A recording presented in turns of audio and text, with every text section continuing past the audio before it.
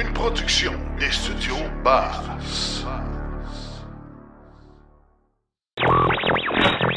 L'épisode de cette semaine est une présentation du garage Arleco. Arleco, servir au-delà de la réparation. Les premiers Cybertrucks sont aperçus au Québec. Lucide permet à ses voitures d'en recharger d'autres. ExxonMobil produira du lithium pour les batteries de voitures électriques. Le prix des véhicules électriques a plus d'impact que l'autonomie sur les intentions d'achat. Agora a une initiative pour faciliter l'interopérabilité des réseaux de recharge. Chronique Roulet Vert, on parle du F-150 Lightning. Le verre à moitié plein, on parle de l'impact de la nouvelle norme VZE. Et en grande entrevue, on parle des questions à se poser lorsque vient le temps de se magasiner un nouveau véhicule électrique. Les garages recommandés, compétences VE et même les autres sont outillés pour, justement, aller chercher des données sur l'état de santé de la batterie. Tout ça et bien plus encore dans l'épisode 162 de Silence on roule.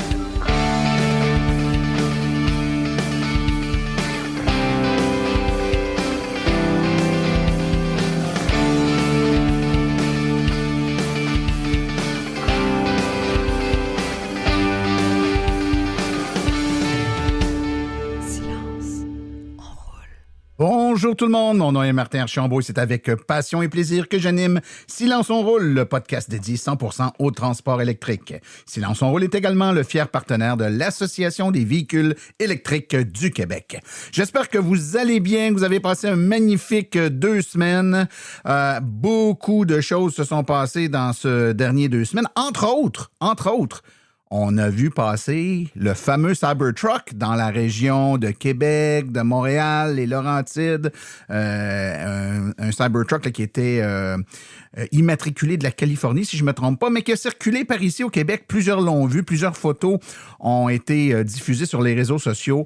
Que d'engouement pour ce véhicule qu'on aime beaucoup ou qu'on déteste en termes de look. En fait, c'est très polarisant. On aime ou on n'aime pas. Mais quoi qu'il en soit, il y en a un qui a roulé dans le coin. Puis de toute façon, les premières livraisons s'en viennent. Donc, on devrait, d'ici longtemps, là, être en mesure d'en voir passer un petit peu plus. Puis ceux qui ne l'ont jamais vu, ben, vous pourrez vous faire votre propre idée. Nous, de notre côté, ben, écoutez, on a lancé il y a 2 semaines les votes du public. Vous savez que dans notre spécial de fin d'année, dernier épisode de décembre, on a toujours un top 10 des événements de l'année, mais on a aussi des votes, donc des prix qui sont remis dans différentes catégories. C'est vous, le public, qui devez voter. Nouvelle voiture électrique de l'année, personnalité de l'année, etc. Donc, allez voter. Faites-le tout de suite si vous ne l'avez pas fait. Vote 2023.silenceonroule.com. Vote 2023.silenceonroule.com. Vous allez là, vous votez et bingo, là, on va avoir comme ça des prix qui seront remis en fonction de vos choix à vous, personne du public. Au menu aujourd'hui, on a un épisode vraiment bien garni pour vous. On a une chronique de Stéphane Nevers, chronique Roulet Vert. On va avoir également une chronique de le verre à moitié plein. Ça fait un petit bout de temps qu'on n'en a pas eu, donc c'est toujours bien intéressant. Beaucoup de beaux commentaires sur cette chronique-là. Hein? Le verre à moitié plein, là, une chronique qui suscite beaucoup d'intérêt, surtout aux gens qui ont à cœur l'aspect peut-être un peu plus écologique, environnemental de la voiture électrique. Donc, on a une autre chronique là-dessus. Et puis, en grande entrevue aujourd'hui, écoutez, comment magasiner notre véhicule électrique. On veut s'acheter une nouvelle voiture, qu'elle soit neuve ou usagée, là, peu importe. Il y a des questions à poser, puis quand on n'a jamais acheté, bien évidemment, comme dit l'adage, hein, on ne sait pas ce qu'on ne sait pas. Donc, quelles questions on doit poser? À quoi on doit faire attention avec les voitures électriques? Y a-t-il des choses sur lesquelles il faut particulièrement s'attarder? Y a-t-il des éléments qui sont comme on dit, des drapeaux rouges quand on voit arriver ça? Oh non, il faut changer notre idée. Ou y a-t-il des questions hyper importantes qu'on doit poser pour être certain de faire le bon choix, à la fois pour nous et pour répondre aux critères là, qu'on a en tant qu'acheteur ou que famille là, pour cette voiture électrique-là? On a des experts qui vont vous aider à mieux comprendre les questions que vous devez poser, les choses que vous devez garder en ligne de compte quand vous êtes en train de vous magasiner une voiture électrique. Alors, sans plus tarder, je vous propose d'aller tout de suite écouter les actualités dans le monde de l'électromobilité. Vous voulez des produits qui permettront d'augmenter la valeur de revente de votre véhicule? Chez Précision PPF Vitres teintées, nous sommes à votre service depuis 2015. Nos maîtres installateurs sont tous certifiés et ont plus de 17 ans d'expérience dans le domaine. Nous offrons un service de qualité inégalé quant à la protection par pierre, les soins nanocéramiques ainsi que les vitres teintées. Notre pellicule par pierre ultra résistante est invisible et conservera l'intégrité de votre véhicule tout en prévenant la rouille et en protégeant la peinture contre les débris de la route. Notre traitement nanocéramique possède un puissant effet hydrofuge et il préserve l'éclat et la brillance de votre peinture pour en faciliter l'entretien. Que ce soit pour votre voiture, votre résidence ou votre commerce, Précision PPF Vitres teintées est là pour vous offrir la multitude d'avantages qu'offre la teinte de vitre. Venez nous rencontrer au 1970 boulevard des Laurentides à Laval.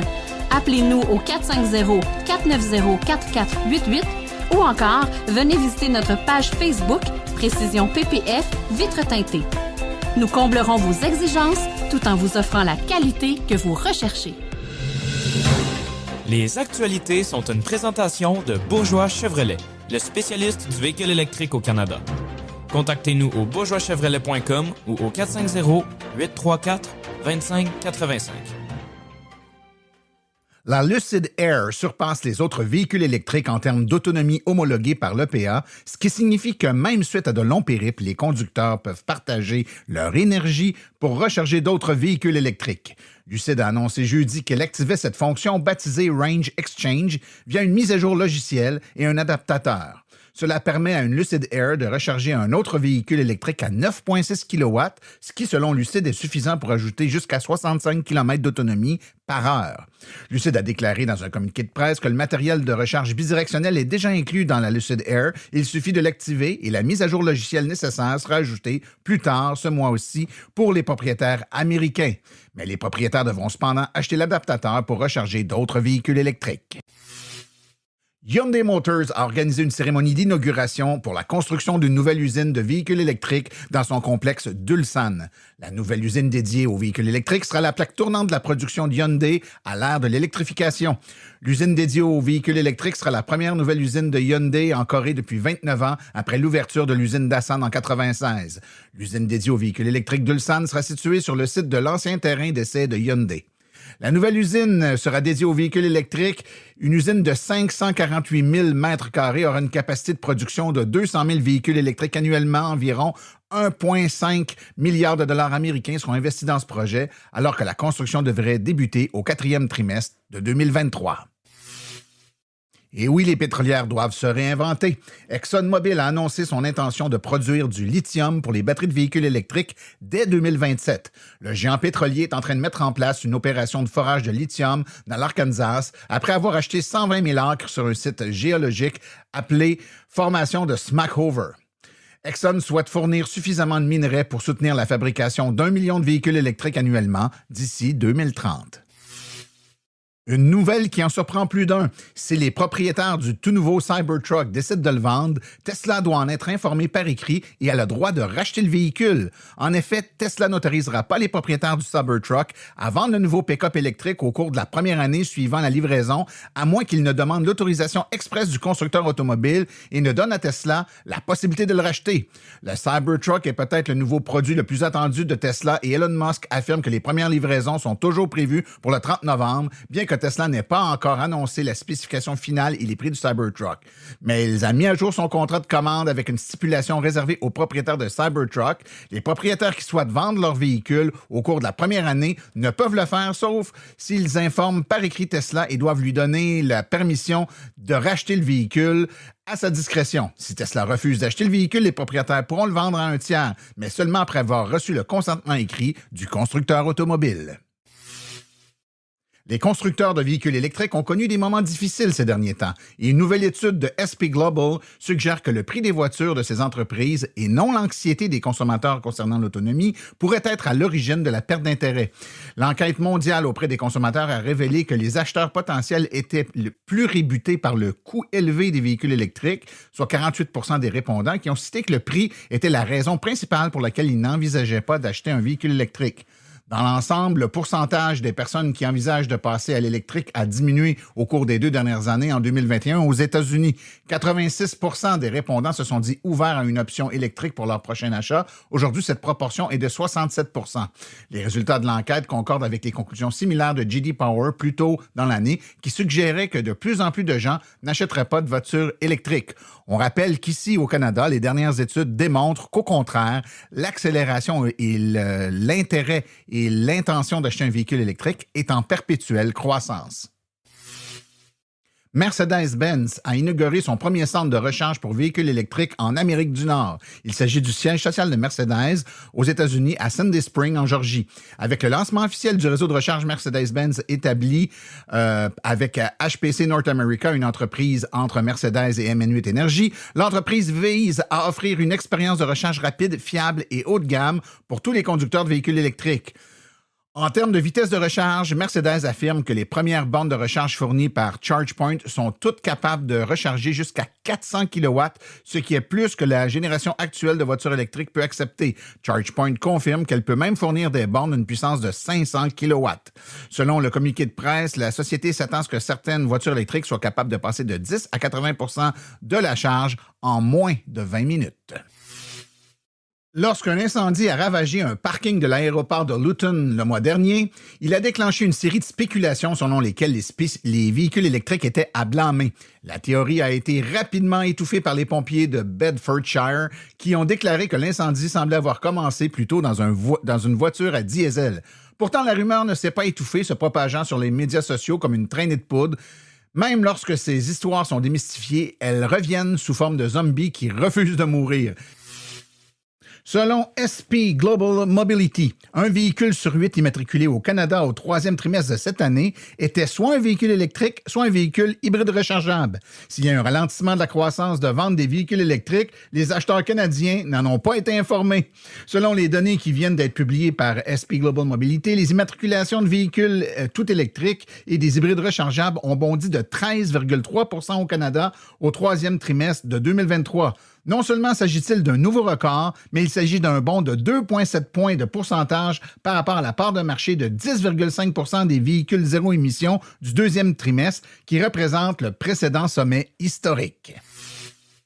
La recharge de véhicules électriques au Canada pourrait être beaucoup plus facile à l'avenir. C'est du moins l'objectif de la nouvelle initiative baptisée Agora.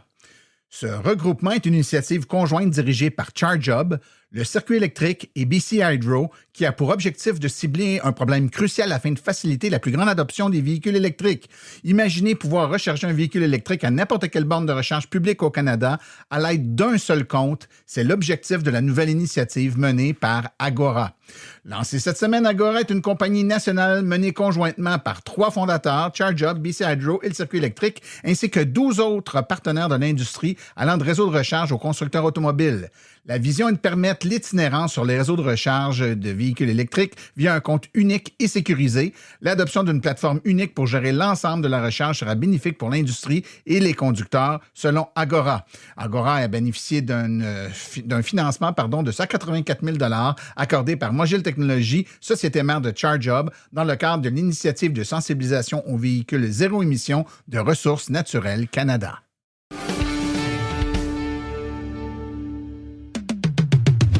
Vous aimeriez avoir une conférence par des vrais professionnels des voitures électriques? Faites confiance aux conférences de Silence on roule.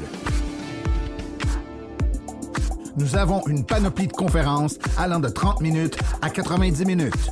Pour plus d'informations et pour réserver votre conférence, écrivez à martin@silenceonroule.com. martin@silenceonroule.com.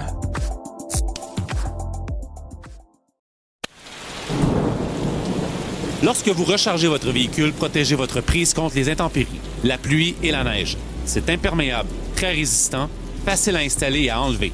N'endommage pas votre véhicule car c'est un système sans aimant, même avec antivol pour certains modèles. Cette housse protectrice de port de recharge est disponible en plusieurs couleurs: noir, rouge, bleu, blanc, gris. 514-512-4652. Macapuche.com.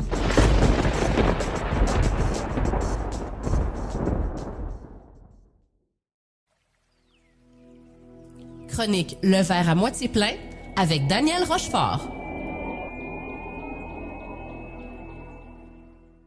Printemps 2023. Il y a eu un coup de tonnerre dans le paysage automobile québécois. Le ministre de l'Environnement a rendu public un renforcement important de la loi sur les véhicules zéro émission, la fameuse norme VZE. L'objectif, abolir les ventes de véhicules à essence neuve d'ici 2035 et aussi viser une cible de 2 millions de véhicules rechargeables sur les routes du Québec d'ici 2030.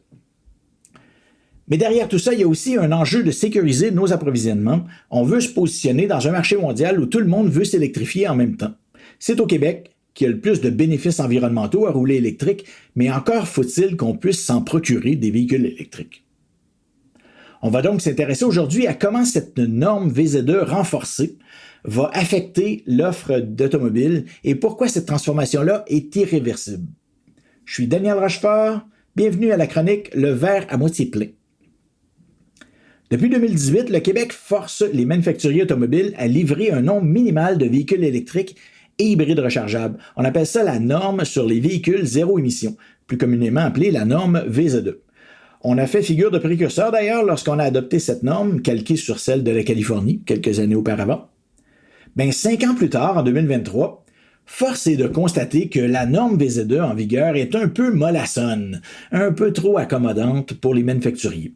Les consommateurs sont au rendez-vous pourtant, mais on les parque de plus en plus sur des listes d'attente, ce qui ralentit l'électrification, parce que de toute façon, on vend déjà plus de véhicules électriques que ce qu'exige la norme VZE. Il y avait urgence à changer la donne, et si on ne veut pas rester dans cet état de pénurie artificielle, car on n'est pas les seuls à avoir compris que la décarbonation, ça passe nécessairement par l'électrification des transports. Notre objectif pour 2035, on le partage avec la Colombie-Britannique, le Japon, l'Union européenne au grand complet, et même bientôt le Canada, from coast to coast, avec sa nouvelle norme VZE canadienne. Et aussi même une bonne partie des États-Unis, la Californie, le Vermont, New York, Washington, et j'en passe. Certains sont même encore plus ambitieux que nous. L'Écosse, c'est pour 2032 qu'on va ne vendre que des véhicules électriques. Le Royaume-Uni, les Pays-Bas, la Suède, le Danemark, l'Irlande, l'Islande, mais tout ça, c'est pour 2030. Et bien sûr, il y a la Norvège pour 2025. C'est demain matin, ça. Vous voyez que ça joue déjà du coude solide. C'est pas pour rien qu'on poirote sur des listes d'attente. Avec cette nouvelle norme VZE renforcée, le Québec s'assure qu'on ne sera pas ignoré par l'industrie automobile. Au menu, des cibles plus ambitieuses, une révision de la méthode de calcul pour que le nombre de crédits il corresponde vraiment à un nombre minimal de véhicules électriques. C'est actuellement pas le cas. Et plein d'autres technicalités que je vais vous épargner, mais qui vont accélérer l'électrification et réduire les possibilités de se défiler pour les manufacturiers. C'est déjà bien amorcé. En 2022, environ 12% des ventes de véhicules neufs étaient rechargeables au Québec, dépassant largement les exigences de la loi VZE actuelle, comme je vous mentionnais plus tôt. Pour la première moitié de 2023, ça continue à grimper. 15% des ventes étaient rechargeables pour la première moitié de 2023. En 2025, dans près d'un an, le seuil minimal de la norme VZE renforcée, il va passer à 22% des ventes. Et ça va monter très vite ensuite. 2026, 32,5%. C'est un véhicule sur 3. 2028, on va dépasser la moitié des véhicules vendus. 60% des ventes devront être électriques. 2030, 85% des ventes. Jusqu'à 2035, avec 100% des ventes qui devront être 100% électriques. La nouvelle norme VZE, elle est maintenant alignée pour qu'on atteigne vraiment les 2 millions de véhicules électriques sur les routes du Québec en 2030 et même pour qu'en 2032, la moitié des véhicules sur les routes devraient être rechargeables. Les résultats pourront varier légèrement pour chaque marque, mais les modifications réglementaires font que les constructeurs pourront plus repousser leur électrification au calendrier grec comme ils le font actuellement. Le non-respect de la norme va coûter cher. Une redevance salée même de 20 000 $ par crédit, ce qui correspond en principe à 20 000 $ par véhicule électrique non vendu. Actuellement, la redevance est de 5 000 $ par crédit. Petite explication pour les non-initiés, un manufacturier récalcitrant, il peut choisir de payer la redevance au gouvernement ou bien d'acheter à un autre manufacturier les crédits qui lui manquent. C'est pas anodin, cette histoire de valeur de crédit-là. Ça peut représenter un bon incitatif pour livrer des véhicules électriques au Québec, voire même baisser les prix. Actuellement, Tesla, c'est le plus gros fournisseur de crédit à d'autres manufacturiers qui n'offrent pas assez de véhicules, comme Fiat, Chrysler, Honda, Mazda et plusieurs autres. Pour un manufacturier qui choisit de n'offrir que des véhicules électriques, ça devient un avantage immense qui pourrait être transféré aux consommateurs en principe si on veut être plus concurrentiel.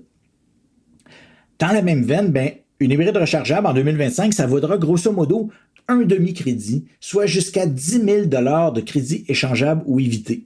Ce qui n'est pas anodin non plus, même si au final, il faut vendre 2 fois plus de véhicules hybrides rechargeables pour respecter les exigences de la loi VZ2 parce que ça vaut 2 fois moins de crédit. Parlons-en justement des véhicules hybrides rechargeables. Qu'est-ce qui arrivera avec eux? Pourra-t-on en acheter encore en 2035? En fait, dès 2025, les manufacturiers pourront miser comme ils veulent sur l'hybride rechargeable pour électrifier leurs ventes. Actuellement, il y a un maximum. Cette accommodation-là, c'est pas une mauvaise chose. En fait, c'est même plutôt astucieux. Si on garde les proportions actuelles des ventes d'hybrides rechargeables, le moment où 100% des ventes seraient rechargeables pourrait être atteint dès 2030. Le PHEV, l'hybride rechargeable, ça devient un accélérateur de l'électrification avec la nouvelle norme VZ2 renforcée. En plus, la loi VZ2 obligera aussi une amélioration importante des autonomies électriques des hybrides rechargeables offertes. Dès 2025, l'autonomie minimale pour un véhicule hybride rechargeable, elle va passer à 50 km. Et à partir de 2028, ça passera à 80 km minimum. Maintenant, si on sort notre boule de cristal, quelques prédictions en vrac. On pourrait voir l'arrivée au Québec de petits modèles actuellement réservés au marché européen parce que les manufacturiers devront diversifier leur offre. Pas juste nous vendre des véhicules électriques de luxe comme actuellement. On pourrait voir aussi l'arrivée de constructeurs actuellement non disponibles au Québec, par exemple à travers des alliances avec des constructeurs déjà présents. Fort probable que la concurrence féroce pourrait entraîner une diminution des prix, aidée par la valeur monétaire des redevances VZ2. Ma prédiction personnelle préférée, c'est que les constructeurs pourraient profiter d'une mesure améliorée dans la norme VZ2 qui leur permet d'importer des véhicules électriques usagés âgés jusqu'à 4 ans ou 100 000 km. Si les manufacturiers profitent de cette mesure temporaire, ça pourrait aider à rendre les véhicules électriques plus abordables, plus accessibles pour les consommateurs, tout en facilitant la transition des marques. Chose certaine, on va assister à une augmentation rapide de la visibilité du véhicule électrique. Avec un effet boule de neige, ça va devenir de plus en plus banal de conduire électrique et de plus en plus évident pour tout le monde que c'est bien plus simple et avantageux. J'irais même jusqu'à prédire une disruption totale du marché avant 2030. Les voitures à essence deviendront subitement indésirables et obsolètes, dans le même tiroir que les téléphones flip-flop et les BlackBerry. Quelques prédictions plus sombres maintenant. Welcome to the dark side. Cette transformation rapide du paysage automobile, elle va bouleverser le modèle d'affaires des acteurs du monde automobile, c'est indéniable. La transition pourrait être difficile pour les garages puis les concessionnaires, particulièrement ceux qui ne seront pas assez agiles ou visionnaires pour s'adapter rapidement. C'est probable qu'on voit la disparition de certaines marques du marché québécois et la montée de d'autres marques qui vont embrasser l'électrification. On peut s'attendre à des pertes énormes pour les concessionnaires puis les garages traditionnels, liés à la diminution des besoins d'entretien mécanique. Ça chiffre en milliards de dollars, d'après le gouvernement, de baisse de chiffre d'affaires durant la prochaine décennie. Sans compter le besoin pour ces garages-là d'investir dans des nouveaux outils, des infrastructures de recharge, puis dans la formation de leurs employés. D'après moi, faudra donc surveiller particulièrement la fermeture possible de concessionnaires puis de garages régionaux. C'est même certain aussi que notre façon d'acheter des véhicules pourrait être grandement modifiée par l'essor de l'achat en ligne, engendrant une réduction du nombre de points de vente puis de points de service. Mais personnellement, je me ferais pas trop de soucis de ce côté. Il y aura des perdants, bien sûr, mais aussi des gagnants avec des entrepreneurs plus visionnaires qui sauront s'adapter ou se spécialiser dans ce créneau spécifique. On le voit déjà avec plusieurs entreprises florissantes au Québec, dont certains annonceurs sur notre balado Silence on roule. La transformation du marché de l'essence, elle elle est encore plus flagrante et plus importante. Selon les prévisions du gouvernement, on pourrait assister par exemple à la fermeture d'une des 2 raffineries restantes au Québec, avec une baisse drastique des volumes de vente d'essence et probablement même des volumes de diesel avec l'électrification du transport lourd en même temps. Sans compter l'électrification de l'élimination du chauffage au mazout, qui est inévitable si on veut décarboner le Québec. On ne pleurera pas, bien sûr, sur le sort des pétrolières ici, là, mais il faut demeurer conscient que ça pourrait engendrer certains enjeux de sécurité énergétique dans les régions. À l'heure actuelle, certaines régions éloignées qui consomment de faibles volumes de carburant font déjà face à des enjeux d'approvisionnement. Une diminution de la demande de carburant pourrait accroître les coûts unitaires pour desservir ces régions-là. Mais entre vous et moi, si les pétrolières ferment des stations-service ou augmentent le coût de l'essence, ça va être sûrement frustrant, mais ça ne va faire qu'augmenter l'attrait pour les véhicules électriques. C'est un cercle vertueux en quelque sorte. Et ça va participer à rendre irréversible l'électrification des transports. Et je parle même pas des bénéfices environnementaux de voir une raffinerie de plus fermée au Québec, là. On s'en frotte déjà les mains dans le milieu environnemental. En conclusion, grâce à la norme VZ2 renforcée, on met la table pour une transformation radicale du paysage automobile au Québec. Transformation qui deviendra de plus en plus visible sur nos routes en seulement une dizaine d'années. Avec cette norme, on s'assure aussi de suivre la parade, car de plus en plus d'États et de pays s'engagent sur la même voie que nous, et la concurrence sera féroce pour obtenir des véhicules rechargeables. Je l'ai déjà dit et je le répète, c'est au Québec qu'il y a plus de bénéfices environnementaux à rouler électrique, mais encore faut-il qu'on puisse s'en procurer des véhicules électriques au lieu de poireauter sur des listes d'attente, n'est-ce pas? C'était le verre à moitié plein. À bientôt.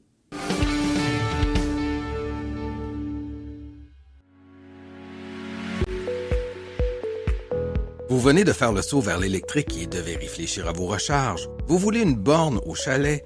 Vous voulez une solution rapide et sans embûches? Il n'y a qu'une solution, Hydro Solutions.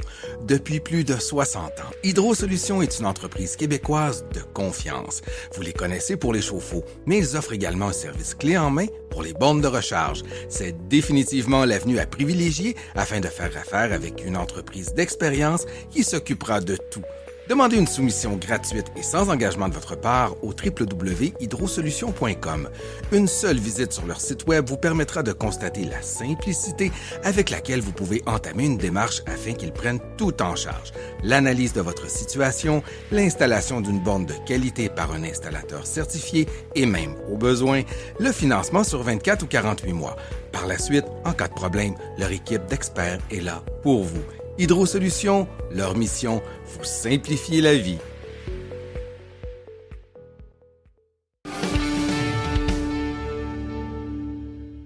Vient un jour où on veut acheter notre voiture électrique, qu'elle soit neuve ou usagée, et là, il faut commencer à se poser des questions. Et puis les questions, parfois, peuvent sembler évidentes. D'autres fois, comme dit le proverbe, on ne sait pas ce qu'on ne sait pas. Il y a des choses qu'il faut tenir compte quand on achète une voiture électrique, mais si on ne connaît pas ça, c'est difficile d'en tenir compte. Alors, pour être certain que vous avez une liste tout à fait cohérente et complète des questions à vous poser, ou surtout des questions à poser quand viendra le temps de faire l'achat d'une voiture électrique, vous usagez. J'ai avec moi 3 experts qui vont en parler avec nous. Premièrement, notre collègue ami que vous connaissez bien de l'Association des véhicules électriques du Québec, Sébastien Côté. Bonsoir Sébastien. Bonsoir Martin. On a également l'expert automobile de CAA Québec, Jesse Caron. Bonsoir Jesse. Bonsoir. Et avec nous, Christophe Marcotte, qui est aviseur technique chez JN Auto, un vendeur de voitures électriques depuis de nombreuses années au Québec, bien connu, bien établi. Christophe, merci de ta présence avec nous ce soir. Ça fait plaisir, merci. Bon, on se lance. Quand vient le temps de s'acheter une voiture, il y a plusieurs critères qu'il faut regarder. Évidemment, il y en a des évidents. Le budget, quel montant je vais mettre là-dessus. Je vais commencer avec toi, Christophe. Côté budget, on passe ça de quelle façon, là? Est-ce qu'il faut établir un montant ou on y va en fonction du type de voiture qu'on veut puis on regarde ce qui est disponible? Comment vous abordez ça, vous autres, chez JN Auto, l'aspect du budget? L'étape principale, c'est toujours d'établir le besoin, parce que peu importe le prix que tu vas payer, si le véhicule ne correspond pas à tes besoins, ça ne fonctionnera pas. Fait idéalement, nous autres, on calcule combien d'essence vous pouvez sauver, l'économie qu'il y a à faire avec les entretiens, tout ça. Après ça, on va l'ajouter avec le budget que vous êtes à l'aise de mettre, puis on va cibler certains véhicules qui vous conviendraient dans votre quotidien. Jesse, chez CA Québec, l'aspect du choix du véhicule, est-ce que vous faites ça avec la même approche? Oui, ben avec nos services conseils auto, les membres, on leur recommande des modèles, mais c'est sûr qu'il faut toujours partir par le budget, ça, qu'on recommande un véhicule électrique ou un véhicule traditionnel à essence. Les gens nous disent, qu'est-ce que je dois m'acheter? Ben, c'est sûr qu'il faut savoir, oui, combien ils ont à mettre dessus. Pas juste le montant par mois, mais on essaie d'avoir quelque chose de plus global également, comme coût, comme fenêtre de coût. Mais on leur demande aussi ce qu'il faut faire avec le véhicule, ce qu'ils vont faire avec le véhicule. Donc, rouler, faire plus de la route que de la ville, transporter de la marchandise plus souvent. Est-ce que c'est un véhicule qui va pouvoir être branché au travail, à la maison? Donc, on fait vraiment une analyse large, mais c'est sûr que le budget, là, c'est une grosse partie ça détermine beaucoup de choses dès le départ. Il y a quelque chose d'important qui a été dit, puis je pense que c'est Christophe qui l'a dit, puis j'aimerais avoir ton opinion là-dessus, Sébastien. Il a parlé de l'économie d'essence, considérer l'économie d'essence. Pourquoi c'est important de tenir compte de l'essence quand on s'achète une voiture électrique? Bien, un des facteurs qu'il y a, c'est que le véhicule électrique, à la base, va coûter un peu plus cher, puis c'est ça qui va rebuter beaucoup de gens. Mais ce qu'on ne réalise pas, c'est que le coût en carburant ou en électricité, il y a une grande différence. Donc, à ce moment-là, ce qu'on va sauver en carburant essence, bien, à ce moment-là, bien, on peut peut-être se permettre un montant un peu plus élevé sans s'en rendre compte. Et ça m'amène à poser la question suivante, Sébastien. Les gens se font une idée, donc ont une idée un peu du budget qu'ils ont. Bon, je pense que vous avez donné des bons points sur se poser les bonnes questions sur qu'est-ce qu'on va faire avec cette voiture-là.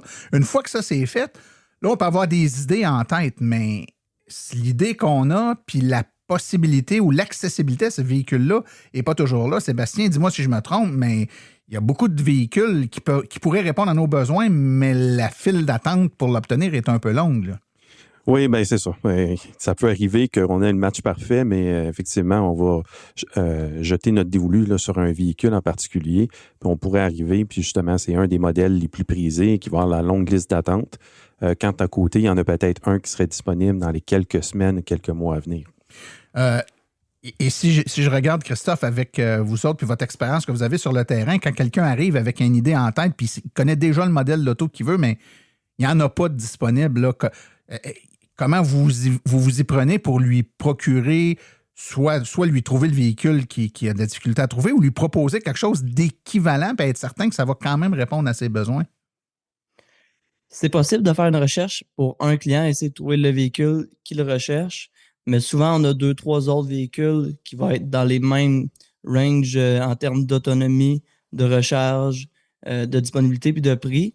Fait que souvent, avec un essai routier, là, on peut proposer à un client un véhicule qui est disponible présentement, mais qui n'est pas nécessairement celui qu'il avait en tête en arrivant au garage. Oui, tout à fait. Puis on sait, puis je reviens à toi tout de suite, Sébastien, il y a quand même certains modèles qui sont plus faciles à obtenir que d'autres. Je ne me trompe pas en disant que certaines marques ou certains manufacturiers, de par leur modèle d'affaires, on n'attend pas toujours 3 ans. Là. Il y a plein de marques qu'on est capable d'avoir vraiment beaucoup plus rapidement que ça. Oui, ça va de la semaine courante jusqu'à peut-être 1 mois. Là, il y en a quand même des manufacturiers qui peuvent en avoir. Il n'y en a pas des tonnes. Mais on parle d'un délai qui est très rapide. Surtout si on est coincé, on va donner un retour de location ou des choses comme ça, mais on peut peut-être se tourner vers un véhicule de ce type. Jesse, j'ai une question pour toi. Parfois, dans la réflexion préalable au choix d'un véhicule, on va se poser la question, est-ce que je veux une voiture 100% électrique ou non, hybride branchable, hybride? Il y a plein de réflexions qui nous viennent en tête, mais il y a également, pour nous mêler un peu plus, certains manufacturiers qui font le même véhicule ou à peu près dans les 3 déclinaisons.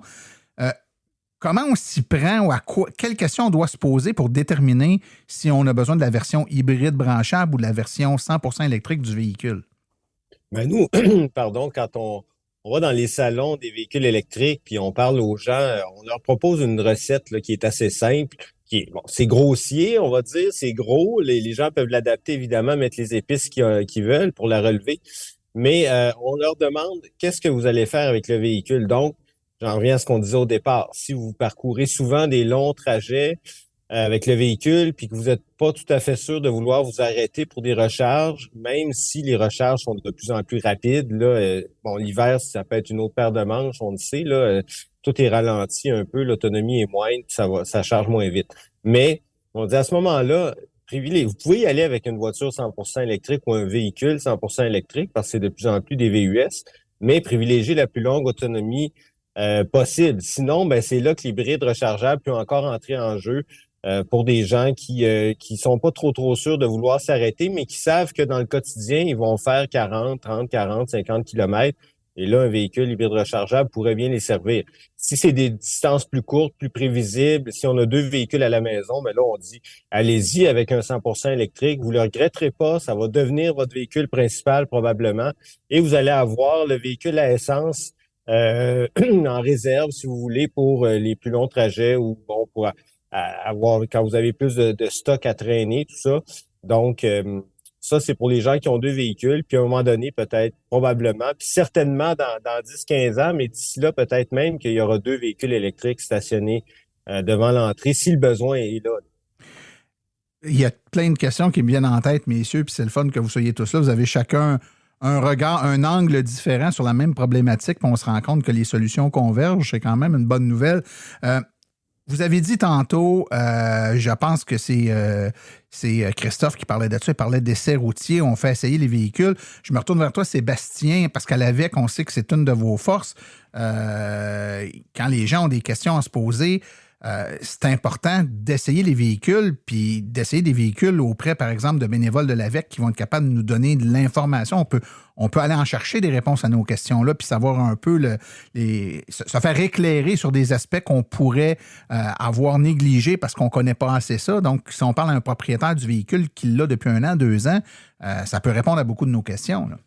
Oui, ça va répondre parce que les propriétaires, bien, surtout au sein de l'AVEC, on va essayer d'être le plus neutre possible. Puis c'est sûr qu'on en a choisi un dans le lot des véhicules disponibles.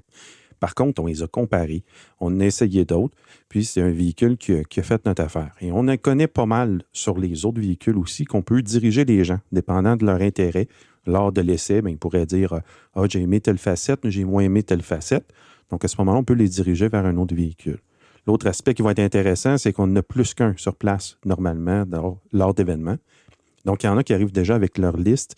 Ils en ont 2 en tête, ils vont aller essayer les 2. Là, ils en ont vu un autre dans le stationnement, ils ont dit « Hey, lui ici, il peut l'essayer. » Là, ils en ajoutent un dans leur liste, puis ça peut devenir... Ils sont plus mêlés qu'ils l'étaient, là. Oui, parce que ça peut être j'élimine les 2 autres, c'est mon coup de cœur, ou tout simplement, non, je l'ai vu, puis il ne m'intéresse pas. Donc, c'est vraiment quelque chose qui est révélateur à ce moment-là.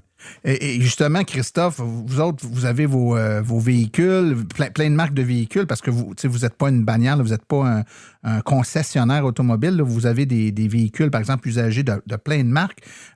Comment vous vous y prenez pour le client qui arrive, qui n'a pas vraiment essayé les véhicules électriques encore, puis qui se pose des questions? Est-ce que vous lui permettez de faire des essais? Est-ce qu'il peut louer ou essayer le véhicule sur une période plus longue? Comment ça fonctionne? On a plusieurs solutions pour les clients. La principale, c'est sûr que les vendeurs, quand ils sont là avec la personne, c'est facile d'aller avec la personne dans l'auto, les essayer, leur montrer les options, l'essayer sur la route, voir s'ils sont confortables à l'intérieur, si ça convient en général à ce qu'ils cherchent. Après ça, quand une personne a fait la majorité des essais routiers qu'on leur propose, souvent, il y en a qui vont être intéressés de partir en location à court terme avec un modèle, celui qui les a intéressés le plus. Après ça, dans son quotidien, il peut voir si ça fonctionne, le réaliser, l'autonomie. C'est-tu comme il pensait? Est-ce que c'est plus facile? C'est plus difficile? Mais ça te permet vraiment de l'essayer dans le concret de son quotidien et de confirmer son choix. Bien, c'est excellent. Puis en même temps, ça montre à nos auditeurs qu'il y en a des possibilités, que ce soit les essais de l'AVEC, que ce soit des services comme ceux que vous offrez chez JN Auto. Les gens peuvent les essayer puis peuvent vraiment le confronter au test de la vraie vie, là. Donc, est-ce que dans ma réalité, à moi, ça tient la route? Les gens ont peur, puis ils ont peur de faire des gaffes, puis ils savent qu'il y a des affaires sur lesquelles il faut qu'ils fassent attention, puis c'est là-dessus que j'aimerais qu'on se concentre, messieurs, pour les prochaines minutes. Dans les choses à faire attention, là, il y en a plusieurs, puis je vais en nommer en rafale, puis j'aimerais ça qu'on en parle un peu plus. Jesse, tu as parlé de l'hiver tantôt. Il faut faire attention à l'hiver. Il se passe des phénomènes l'hiver. Peux-tu nous décrire un peu, là, pour quelqu'un qui ne connaît pas la voiture électrique, on s'attend à quoi l'hiver? Il se passe quoi quand il fait froid avec notre véhicule électrique et pourquoi il faut faire attention à ça? Bon, quand il fait froid, la batterie, n'importe quelle batterie au lithium-ion va s'engourdir un peu. Donc, ça veut dire que ça va être beaucoup plus difficile d'aller chercher là, sa capacité maximale. Donc, on parle là, d'une perte d'autonomie, je dirais là, à partir de 0 degré, là, on va être à peu près 25-30% de perte. Puis plus on descend, plus le mercure descend, plus la perte va aller vers le 40-45%. Là. Ça peut même être 50 quand il fait moins 25. Là. Ça arrive pas souvent, mais ça se peut. Mais ça, c'est une perte qui est au départ et il y a plusieurs façons de l'atténuer. Donc oui, c'est une crainte. Puis non, faut pas dire aux gens que tout est beau, Madame la Marquise, comme quand il fait 15-20 degrés à San Diego. C'est pas vrai. Mais en même temps, si on laisse le véhicule branché à la borne résidentielle, qui, soit dit en passant, est fortement recommandé là, pour n'importe quel propriétaire de VE qui peut en installer une. Donc, si on laisse le véhicule branché à la borne, on peut le préchauffer. Donc, au lieu de drainer la batterie pour chauffer l'habitacle, on utilise l'énergie du réseau. On peut aussi, on s'assure que la batterie est conditionnée, donc c'est pas un bloc de glace là, qu'on essaye de réveiller quand il fait moins 20. Là. Je paraphrase, je vais avec des termes simples, mais c'est un peu ça. On peut aussi utiliser siège volant chauffant. Et à mesure qu'on va conduire, l'autonomie qui nous avait paru si basse ou qui va peut-être avoir perdu un 20 km quand on part, ça va s'ajuster. Des fois, on va rouler 15, 20, 30 km, ça bougera presque pas parce que là, la batterie s'est réchauffée, le véhicule est prêt. Donc, le plus possible, on le laisse brancher et on vient atténuer ce phénomène-là de perte d'autonomie. Mais en même temps, ben, on l'a vu, nous, on s'occupe des essais routiers dans les salons de l'auto traditionnels, si on veut, les essais de véhicules électriques. Puis à Montréal, c'est en janvier. Donc, c'est un 415 km, ça peut être peut-être un 280 quand il fait un petit peu plus froid. Puis, ben, c'est ça, faut aussi attendre. Donc, si on fait souvent des longues distances l'hiver, puis il faut s'attendre à s'arrêter un peu plus souvent, ou encore il faut viser une autonomie encore supérieure là, pour vraiment pallier là, cette baisse-là. Oui, tout à fait. Jesse, moi, j'ai souvent donné comme règle là, dans des conférences que si l'autonomie de notre voiture a 2 fois l'autonomie dont on a besoin normalement dans l'une de nos bonnes journées, là, donc si dans une de tes bonnes journées, tu as besoin de, on va dire 100 km, ça te prend 100 km dans tes bonnes journées, ben, si ta voiture a une autonomie de 200 km, tu es pas mal certain que même dans les journées les plus froides, tu vas être correct pour faire ta journée sans avoir besoin de recharge d'appoint en cours de route. Mais c'est une règle qui était hyper importante il y a, je dirais, 6, 7, 8 ans, quand les voitures avaient ça, 150 km. Maintenant, avec des voitures de 400-500 km d'autonomie, même si on en perdait la moitié là, dans le pire des scénarios, ça reste qu'on a encore au-delà de 200 km, ce qui est bien plus que ce que la très vaste majorité des gens ont besoin dans une journée. J'aimerais qu'on aborde une autre chose à faire attention. Évidemment, quand on se magasine une voiture, on a peur d'acheter, je dirais pas le citron, mais la marque moins bonne. Puis on n'est comme pas trop sûr c'est quoi les bonnes marques dans l'électrique. Ma question va plus être dirigée vers Christophe, évidemment, puisque vous avez chez Hygiène Auto plusieurs marques, plusieurs modèles de véhicules. Sont-tu toutes bonnes? Sont-tu toutes fiables? À quoi il faut faire attention quand on fait le choix du véhicule par rapport à la fiabilité? Il y a des problèmes connus dans certains modèles. Il y en a que ça va être simple, de la carrosserie. Il y en a que c'est plus complexe, des problèmes de batterie, de PDM, d'autres morceaux plus techniques. On essaie de bien conseiller le client quand on a ces véhicules-là, parce que ça l'arrive. Ce pas des véhicules qui sont mauvais, mais qui ont des plus hauts risques d'avoir des problèmes, de l'expliquer et de comprendre c'est quoi justement pour ne pas être inquiet si ça l'arrive. C'est réparable souvent.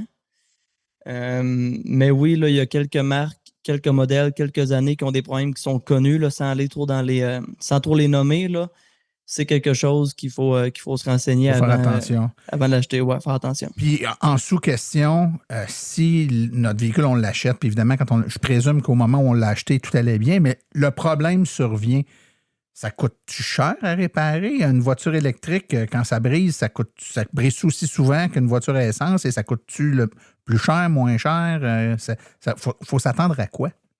Il y a beaucoup de moins de morceaux dans un véhicule électrique que dans un véhicule à essence. Beaucoup moins d'entretien régulier, mais il y a des réparations qui peuvent être coûteuses, ça l'arrive. Souvent, pour donner des exemples, on a eu des problèmes avec des batteries de Chevrolet Volt que la majorité du temps, on peut réparer sous le 5 000 $. Contrairement aux gens qui pensent qu'il faut remplacer le pack aussitôt qu'il y a un problème à l'interne. Mais majoritairement, là, avec la clientèle qu'on rencontre, la majorité des personnes n'auront pas ces problèmes-là à moyen et long terme. Là. C'est des cas particuliers, isolés, mais qui surviennent plus dans certains modèles que d'autres. Excellent. Hey, le temps passe vite, puis j'ai encore plein de questions. J'essaie d'accélérer un peu le pas. Sébastien, un problème ou pas un problème, il faut faire attention à ça. Quand le manufacturier nous dit « Achetez ma voiture », c'est une voiture qui a 380 km d'autonomie. On voit souvent les gens qui disent hey, « Moi, je la charge pleine, puis elle en a 328 ou elle en a 345. » Ou au contraire, même des fois, ils disent « Hey, elle en a 412 ce matin. » C'est possible, ça? Comment ça qu'on ne peut pas se fier aux chiffres puis que le chiffre bouge tant que ça? Bien, ça, c'est relié au fameux GOM, on pourrait le dire le gasometer. C'est un estimateur d'autonomie qui est toujours variable en fonction, qui va s'adapter à la conduite. Comme Jessie a mentionné tantôt, on a une conduite un peu moins énergivore. À ce moment-là, notre autonomie va rester longtemps, mettons à 300 km au compteur. Donc, c'est vraiment quelque chose qui va être très adaptatif et qui pourrait peut-être nous épeurer un peu. Il faut toujours plutôt se fier au pourcentage de charge, parce que ça, c'est un pourcentage, il t'en reste 75 %, tu as 75 %. Donc, il va peut-être descendre plus vite, moins vite. Donc, c'est ça. L'estimateur d'autonomie, c'est vraiment basé là, dans le meilleur des mondes sur papier. Tout comme un véhicule à essence avec les litres au 100 km, il y en a qui vont faire mieux que sur papier. Il y a des manufacturiers qui sont plus conservateurs que d'autres. Il y en a qui sont plus optimistes. Donc, vous allez apprendre votre véhicule. Mais soyez pas surpris. Vous faire livrer peut-être le véhicule au mois de juin. Oui, vous allez peut-être voir le 400 km annoncé. Mais par après, ça va être variable selon votre conduite, selon plein de facteurs. On reste dans la batterie. Il y a quelque chose qui est hyper important, c'est l'état de santé d'une batterie. La journée 1, quand tu l'achètes et qu'elle est à son plein potentiel, pas trop de problèmes. Puis malgré qu'elle est à son plein potentiel, en fonction de la conduite, de la température, on peut avoir plus ou moins d'autonomie en kilomètres. On vient de l'expliquer dans les dernières minutes. Mais en plus, si on l'achète usagé en plus, puis que ça fait 2, 3, 4, 5 ans que la voiture roule, ben une batterie, toute batterie subit une légère dégradation au fil du temps. Donc, son 100 % représente moins de kilomètres. C'est comme avoir un réservoir d'essence qui, au fil du temps, rapetisse en termes de volume. Donc, on le remplit, mais il est plein. C'est comme une petite vessie. Hein? Ça se remplit plus vite qu'une grosse vessie. Donc, c'est important de savoir c'est quoi l'état de santé de notre batterie. Notre batterie est à 80-90 % de ce qu'elle était initialement. On fait quoi, Jessie, quand on veut savoir ça? Là, chez CA Québec, quelqu'un qui se pose la question avec une voiture électrique usagée veut savoir, ma batterie est-tu en santé? Est-ce qu'il y a des façons de le savoir, l'état de santé de la batterie? Oui, il y en a. Nos garages recommandés CA Québec sont de plus en plus certifiés par le programme Compétences VE, donc une formation là, spécifique pour le savoir entretenir, parce que de l'entretien, il en faut. Hein, il faut pas le négliger. Il y a moins de pièces, comme disait Christophe, mais il faut de l'entretien. Fin de cette parenthèse. Donc, les garages recommandés Compétences VE et même les autres sont outillés pour justement aller chercher des données sur l'état de santé de la batterie. Mais en même temps, on est toujours, nous, réalistes à CA Québec. On fait pas de fausses promesses. Il y a des modèles pour lesquels c'est plus difficile d'aller chercher ces données-là parce que les constructeurs gardent jalousement le secret, si on veut, justement de l'interprétation des données là, avec les appareils électroniques de diagnostic. Donc, c'est quand même possible de le faire pour plusieurs véhicules. Et nous, on suggère toujours, avant d'acheter un véhicule électrique usagé, de faire inspecter justement l'état de la batterie. Si ça se peut pas chez un garage indépendant, ben oui, peut-être qu'on va vouloir payer pour aller chez le concessionnaire, mais ça va vraiment nous donner un bon indice, surtout pour les véhicules plus anciens. Parce que, comme tu disais, Martin, tantôt, il y a une dégradation. On parlait de 2-3 % par année au début. Mais là, c'est moins que ça. Là. C'est rendu à peu près 1 % par année pour certains modèles récents. Là, les Tesla, c'est encore moins que ça. Qu'un cellulaire, hein, qu'on charge une fois par 3 jours quand on va le chercher au magasin, puis après 2 ans, on le charge 3 fois par jour. J'exagère peut-être. Ça va pas aussi vite que ça dans un véhicule, heureusement. Donc, oui, connaître cette donnée-là, c'est essentiel, surtout pour un véhicule d'occasion. Puis même quand on veut le revendre, c'est une belle donnée aussi à présenter. Si on a moins chargé notre véhicule aussi aux bornes rapides parce qu'on a eu moins besoin souvent, si on a utilisé du niveau 2 de la charge résidentielle avec une borne ou encore une borne publique de niveau 2 le plus souvent possible, On a aidé notre batterie le plus possible à avoir une recharge uniforme. Et ça va paraître aussi dans les lectures qu'on va pouvoir donner à peut-être à l'acheteur de notre futur, de notre véhicule quand c'est le moment de changer. Christophe, tu me diras si je me trompe, mais je pense que les revendeurs sérieux dont vous faites partie, quand vous vendez, par exemple, des Leaf, dans vos descriptions de véhicule, l'état de santé de la batterie est toujours indiqué et le prix de vente du véhicule est cohérent avec l'état de la batterie. Deux véhicules de la même année, mais un que la batterie est à 90 % puis l'autre qui est à 75 % vous ne les vendez pas le même prix. Vous tenez compte de cette réalité-là? Non, c'est un facteur qui va influencer le prix qu'on demande pour un véhicule, c'est sûr. Comme Jesse parlait, selon le modèle, les données qu'on peut aller chercher ne sont pas pareilles. On a différents outillages pour nous permettre de le faire quand même. Mais il y a quelques véhicules qu'on ne peut pas aller chercher la donnée précisément. Fait que souvent, on va faire des approximatifs en déchargeant le véhicule, en le rechargeant complètement avec une borne qui nous permet de voir la quantité d'énergie qu'elle a accumulée. C'est une donnée que, autant que possible, on va permettre d'avoir au client. Ça lui permet aussi de faire un calcul simple pour savoir combien réellement de kilomètres d'autonomie il va pouvoir faire facilement, contrairement que juste se fier au GOM. Fait que oui, aussi possible que souvent, on va fournir cette donnée-là au client. On va terminer. Je donne en rafale certains éléments sur lesquels il faut faire attention aussi, puis je pense que c'est bon de le garder en tête. Premièrement, il y a certaines marques, Tesla en est une, mais il y en a sûrement d'autres qui ne font pas de vente par accommodation. Donc, c'est important de le savoir au moment où vous allez acheter votre véhicule. C'est pas donné que vous allez être capable de laisser votre ancien véhicule dans l'échange. Vous allez, dans le cas de Tesla, par exemple, devoir vendre votre véhicule par vous-même et vous ne pouvez pas le passer dans le deal. Là. Ils l'ont déjà fait, mais ils ne le font plus.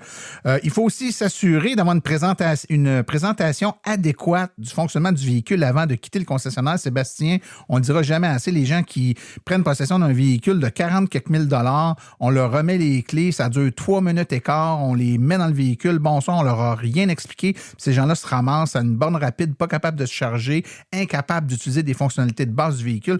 Ce que je dis là je ne l'invente pas, Sébastien, vous le voyez à l'avec. On lit à tous les jours sur les forums Facebook.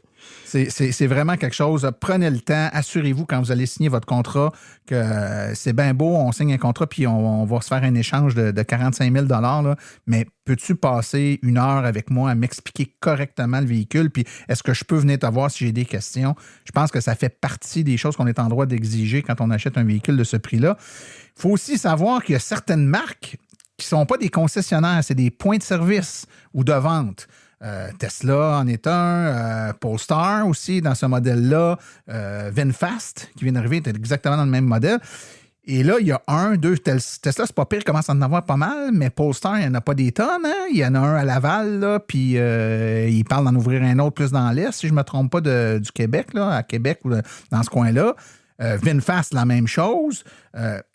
Vivez-vous dans une région qui est desservie par le point de service, c'est-à-dire que si vous voulez vous acheter une Polestar et que vous vivez en Gaspésie, le service de Polestar qui est excellent, soit dit en passant, ils vont venir chercher le véhicule chez vous, l'amener, le réparer au besoin, mais c'est sur un rayon de, mettons, 200, 300 km. Si vous restez en Gaspésie puis il n'y a pas de point de service Polestar dans votre région, ça veut dire que si vous avez un pépin, puis vous devez aller chez Polestar, c'est un peu plus loin. Donc, parfois, et Polestar, je sais qu'ils ont des ententes avec Volvo, là, il y a des garages qui vont faire du service, mais ça reste que c'est un facteur, quand on reste en région, qu'il faut se poser comme question, qu'on n'a peut-être pas à se poser si on reste dans la région de Montréal, puis que le point de service est à quelques kilomètres de la maison.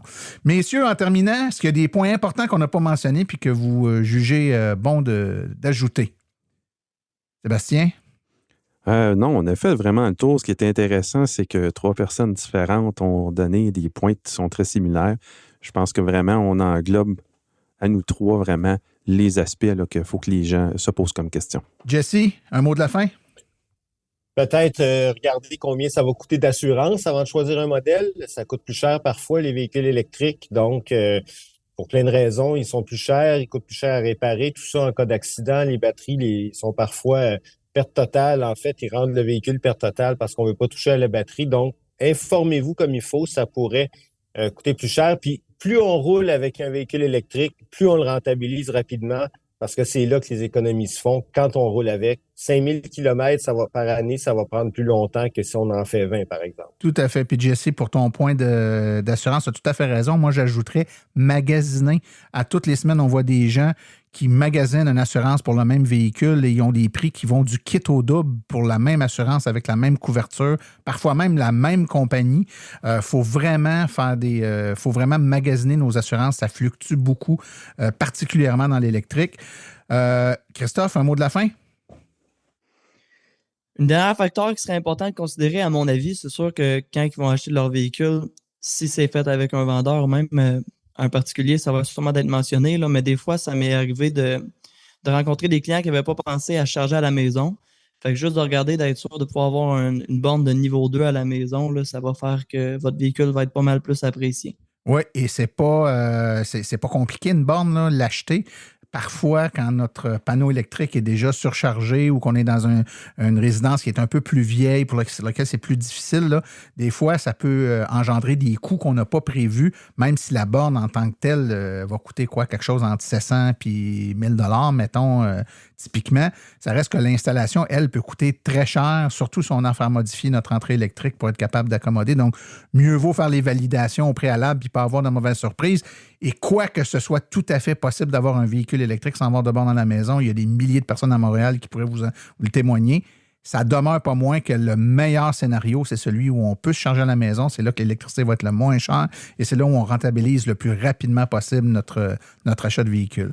Donc, messieurs, Sébastien Côté de l'AVEC, Jessie Caron, expert automobile de CA Québec et Christophe Marcotte, aviseur technique chez JN Auto. On a fait en gang, je pense, un super beau survol. Merci beaucoup de votre disponibilité aujourd'hui. Merci beaucoup. Merci à toi.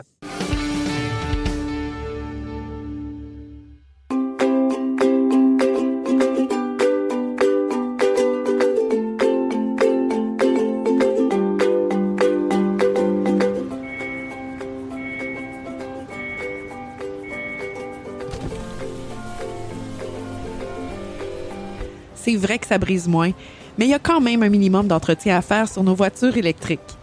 Quand est venu le temps de faire l'entretien de mon véhicule, j'ai choisi de faire confiance à l'équipe d'Arleco plutôt que le concessionnaire. Ça fait maintenant 3 générations que cette entreprise familiale chouchoute nos voitures et ils ont été parmi les premiers à s'engager activement dans l'électrification des transports tout en adoptant des procédures et des produits sains pour l'environnement. Avec ses techniciens spécialement formés à l'entretien et réparation des voitures hybrides et électriques, Arleco nous offre aujourd'hui la même qualité de service sur nos VE qu'elle a toujours livré depuis bientôt 40 ans. De plus, chez Arleco, j'obtiens 10 % de rabais sur la main-d'œuvre et les traitements anti-rouille avec ma carte membre hors de l'AVEC. Arleco Génération 3, 8470 Boulevard Parkway à Anjou. 514-352-1446 ou arleco.ca. Arleco, servir au-delà de la réparation.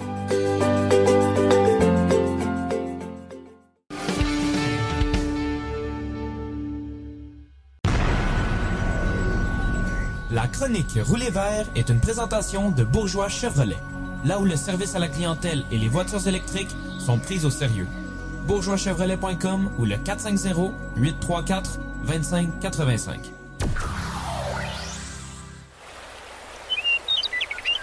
Rouler vert avec Stéphane Levert. Bonjour chers auditeurs, j'espère que vous allez bien. Aujourd'hui, pour ma chronique, un autre essai routier, mais cette fois-ci, un essai routier pas comme les autres. Cette fois-ci, j'ai pas essayé une voiture électrique, mais bien une camionnette électrique, et j'ai nommé le Ford F-150 Lightning. Donc ça faisait longtemps que je voulais mettre à l'essai le Ford F-150 Lightning. C'est un véhicule qui est sur les routes du Québec depuis plusieurs mois, plus d'1 an même, au Québec. Donc, c'est la première fois que j'avais la chance d'en essayer un. Donc, je suis très content d'avoir eu cette chance-là.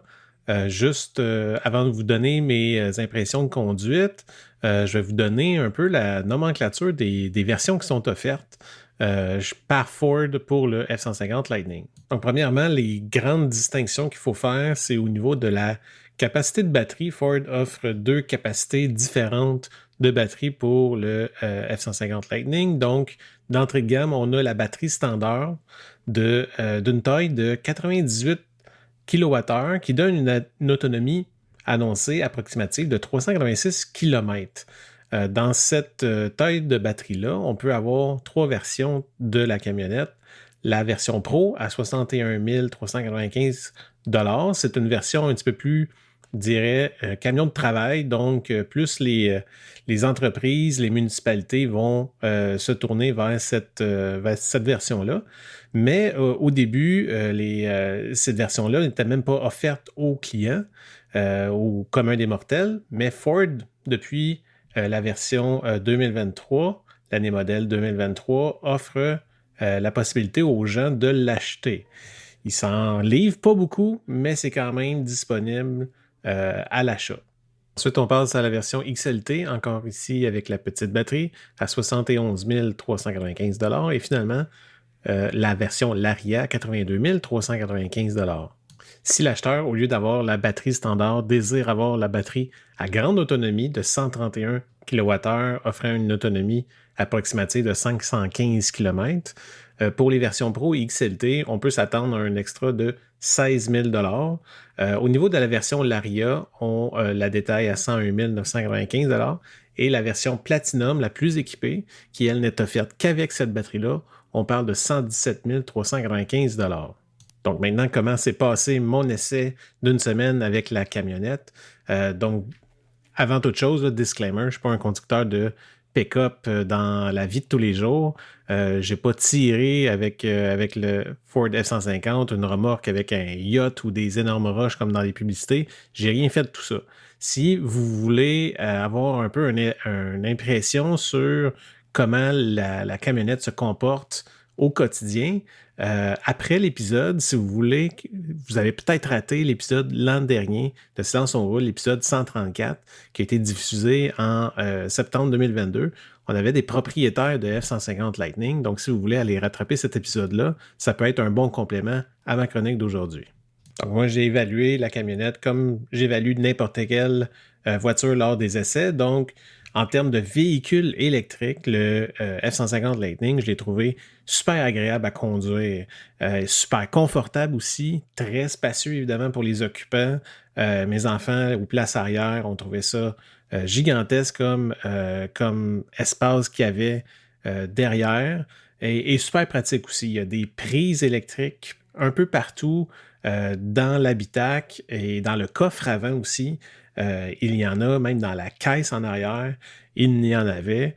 Donc le coffre en avant, pour revenir à ça, les prises qui sont là, c'est super pratique pour des gens qui travaillent avec leur pick-up, de pouvoir brancher leurs outils électriques pendant qu'ils roulent, pendant la journée, de pouvoir les recharger. C'est super pratique. Ou les gens, pour, par exemple, brancher une glacière ou quoi que ce soit d'autre, les prises en avant, c'est vraiment bien pensé. Le coffre en avant a une capacité de 400 litres. Donc, n'importe quelle voiture, le coffre arrière, le Ford F-150 Lightning a l'équivalent dans le coffre avant. Le fait de ne pas avoir de moteur thermique a permis à Ford d'offrir cet espace-là. C'est très généreux, c'est très pratique et ça l'a passé le test du papa de joueur de hockey. La poche de hockey, ça l'a rentré dans le coffre en avant. Je parlais plutôt des prises qui sont présentes dans la caisse en arrière. Faites à noter, là, on peut même avoir du 240 volts sur une des prises dans la caisse en arrière. Il y a même des gens qui utilisent cette prise-là pour même recharger d'autres véhicules électriques, des Sea-Doo électriques, des VTT électriques, des Ski-Doo électriques peuvent être rechargés avec cette prise-là. Donc, c'est super pratique encore là pour les loisirs. Même, on a vu beaucoup aux États-Unis des articles sortir lorsqu'il y a eu des pannes électriques au Texas l'an dernier. Bien, beaucoup de gens pouvaient alimenter leur maison avec leur F-150 Lightning. Donc ça peut aussi avoir cet avantage-là d'avoir une prise 240 volts dans la caisse de la camionnette.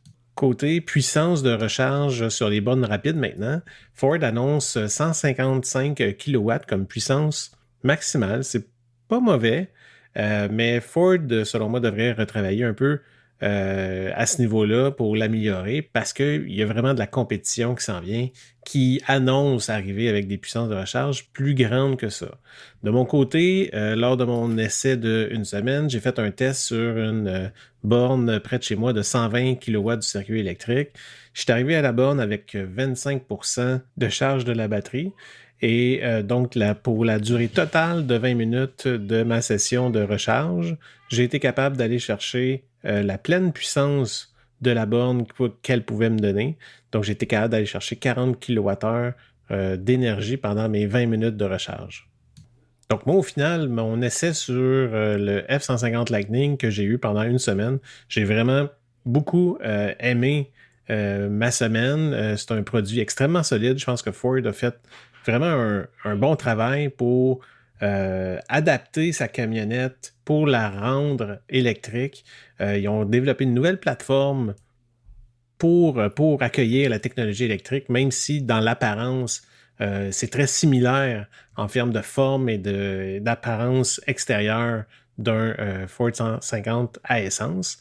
Donc, qu'est-ce qui fait qu'actuellement, Ford peine à vendre des F-150 Lightning? Parce que, je ne sais pas si c'est pour vous, là, mais moi, l'observation que j'en fais, c'est qu'il y en a vraiment beaucoup dans les cours de concessionnaires. Donc, tout de nos jours est évalué selon le prix, parce que tout coûte de plus en plus cher avec des hauts taux d'intérêt. Le prix n'est pas si tant plus grand qu'un F-150 comparable à essence, parce que je ne sais pas si vous êtes familier avec des prix de Ford F-150, mais c'est pas impossible d'avoir un F-150 à essence dans les 80, 90, même 100 000 $ et plus. Là. Par contre, ce qui arrive, c'est que les modèles et les versions petites batteries abordables, on va le mettre entre guillemets, il y en a vraiment très peu. Donc, Ford, ce qui offre vraiment beaucoup, c'est des versions soit Lariat à petite batterie ou des XLT, Lariat, Platinum avec des grandes batteries. Donc, c'est très difficile d'aller chercher la version, par exemple, qui fitterait avec vos besoins si vous n'avez pas nécessairement besoin de la grande batterie. Donc, au début, lorsque le F-150 Lightning est arrivé sur le marché, donc il y avait une vague de gens qui avaient fait des réservations, qui les attendaient depuis longtemps. Donc ça a été facile de mettre des camionnettes sur la route pour ces gens-là, qu'on peut peut-être catégoriser comme early adopters des camionnettes électriques. Mais après ça, c'est d'aller en chercher d'autres. Donc, les gens, par exemple, qui historiquement ont toujours acheté des F-150 à essence, comment qu'on fait pour convertir ces gens-là pour les convaincre d'acheter un F-150 Lightning? Et je pense que c'est là qu'actuellement Ford a beaucoup de difficultés à convertir sa propre clientèle pour les pousser vers l'électrique. Le fait que le F-150 Lightning est seulement offert avec une boîte de 5,5 pieds et peut-être aussi un frein pour certains qui ont besoin de boîtes plus grandes pour, par exemple, le travail. Mais au final, Ford a encore aujourd'hui un peu l'exclusivité du marché de la camionnette électrique. Aux États-Unis, oui, il y a Rivian qui sont là, mais Rivian, c'est une camionnette un petit peu plus de niche, style aventurier, loisir, au camping, pas nécessairement orientée vers une camionnette de travail avec de capacité de remorquage, etc., comme Ford a ici dans le cas avec du F-150 Lightning. Rivian arrive au Canada tranquillement, sont en Colombie-Britannique actuellement, ils ont un centre là-bas, vont arriver bientôt au Québec lors de l'année prochaine. Mais encore là, Ford versus Rivian ont encore l'exclusivité, si on veut, de la camionnette dite de travail. GM qui a retardé la sortie de son Silverado EV d'une autre année et Ram avec le Revolution qui ne sera pas là avant une bonne année, sinon une année et demie. Donc, ça laisse encore Ford seul pour le marché. Donc, il doit nécessairement en profiter. Aux États-Unis, par contre, Tesla peut arriver avec son Cybertruck dans les prochaines semaines, les prochains mois, à voir comment ils vont être capables d'en produire et d'en livrer.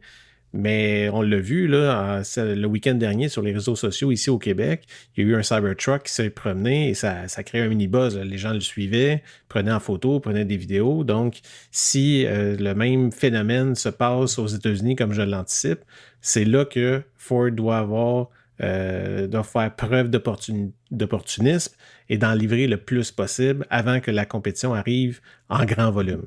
Donc, j'ai bien hâte de voir comment que Ford va réussir à profiter de sa fenêtre qu'elle a actuellement et de voir comment elle va être capable de s'adapter un petit peu lorsque les nouveaux joueurs vont arriver sur le marché. Donc, j'ai hâte de voir comment ça va se développer. Donc, c'est tout pour ma chronique d'aujourd'hui. J'espère que ça vous a plu. Et d'ici ma prochaine chronique, c'était Stéphane Levert qui vous souhaite bonne route.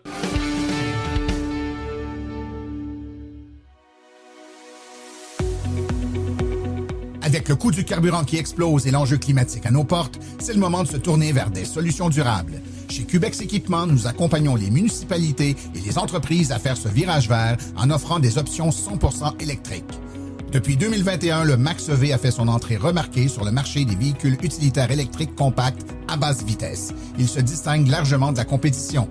Les avantages d'un camion électrique sont grands. Des coûts d'opération beaucoup plus bas, aucun besoin d'éteindre le véhicule à l'arrêt, des coûts d'entretien fortement réduits et zéro émission de CO2. Le Max-EV est doté d'une transmission efficace, d'une suspension indépendante aux 4 roues, des freins à disque hydrauliques ainsi que le chauffage et la climatisation. C'est actuellement le seul véhicule de sa catégorie à être doté de batteries lithium-ion ultra performantes, à pouvoir tirer une remorque jusqu'à 1500 livres. Boîte ouverte, benne basculante, boîte cargo ou porte-échelle, Cubex Équipement saura vous fournir le modèle de Max-EV qui saura faciliter votre travail au quotidien. Le Max-EV est éligible à une subvention de 12 500 $. Pour en savoir plus, contactez-nous au 1-877-GO-CUBEX ou visitez le www.cubexltee.com.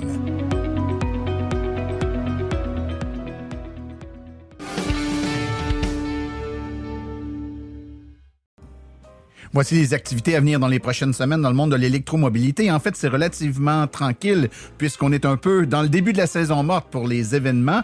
Par contre, il y aura l'AVEC en formation à Brossard le 25 novembre de 8h15 à 16h30. C'est à l'hôtel Halte du quartier 1030. Je vous rappelle que ces activités de formation, c'est une autre belle occasion là, pour devenir bénévole de l'AVEC car les bénévoles reçoivent gratuitement par l'Association des véhicules électriques du Québec des formations. Alors, la prochaine est à Brossard le week-end prochain. Ceci conclut l'épisode d'aujourd'hui. Remerciements sincères à nos invités et collaborateurs, c'est-à-dire aujourd'hui Sébastien Côté, Jessie Caron, Christophe Marcotte, Daniel Rochefort ainsi que Stéphane Levert. À la recherche, Martin Archambault et Stéphane Levert. Nos chroniqueurs, Stéphane Levert, Claude Gauthier, Laurent Gigon, Philippe Corbeil, Sébastien Côté, Cédric Ingrand et Daniel Rochefort. Communication Marie-Hélène Hamelin, thème musical François Villot, Luc Poirier et Marie-France Falardeau. La réalisation et la production, les Studios Basses. Un merci tout spécial à Arleco, notre commanditaire principal, ainsi qu'aux autres annonceurs qui rendent l'émission possible. Hydro-Solutions, Précision PPF Vitres teintées, Cubex Équipement, Fils électrique, Bourgeois Chevrolet, Création L'Escarmot, ainsi que l'Association des voitures électriques du Québec. La reproduction est permise, mais nous apprécierions en être avisés.